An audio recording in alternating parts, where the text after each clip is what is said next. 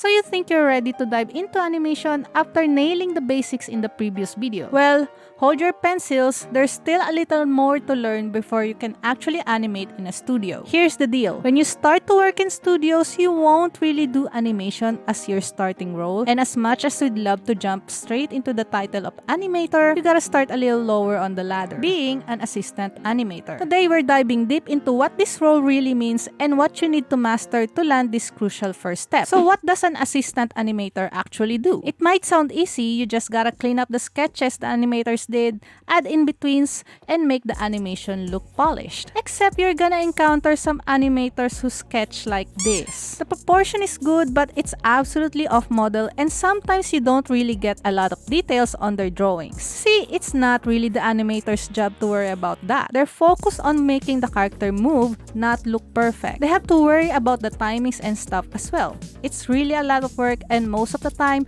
you're on a strict deadline, which is why assistant animators are needed to clean up the mess.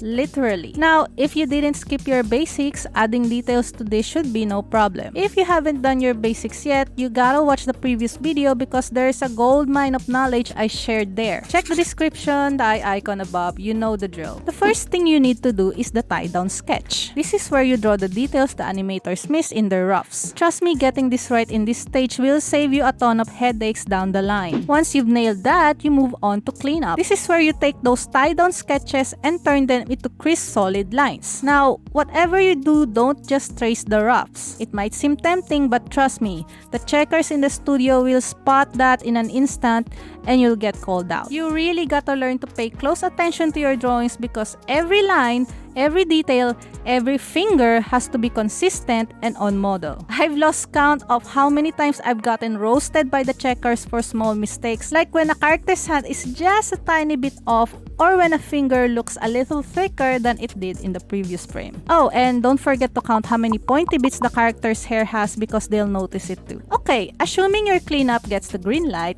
next up are the in-betweens. And here's the fun part. There's no rough drawings to guide you for this step. But what is in-between, you might ask? Well, to explain it quickly, it's the drawing between one frame and the frame after that. It's called in-between because you have to draw the middle pose of the first frame and the next frame. It might seem straightforward. If the frames are close together, you can pretty much get away with doing clean lines straight on. However, when those poses are far apart, you're gonna have to draw a sketch of the pose yourself. My advice, break it down to basic shapes first. There will be special cases where you shouldn't have to draw them perfectly in between. That is because in addition to in-betweens, you've also got to make the animation look appealing. It's your job to make sure those poses aren't stiff or awkward. You're gonna have to make them look natural. And don't worry, I'll go deeper into the in-between process in a future video, so be sure to hit that subscribe button to stay tuned. Now, while you're getting the hang of this, don't forget to start learning some basic animation on the side. Get comfortable with walk cycles, run cycles,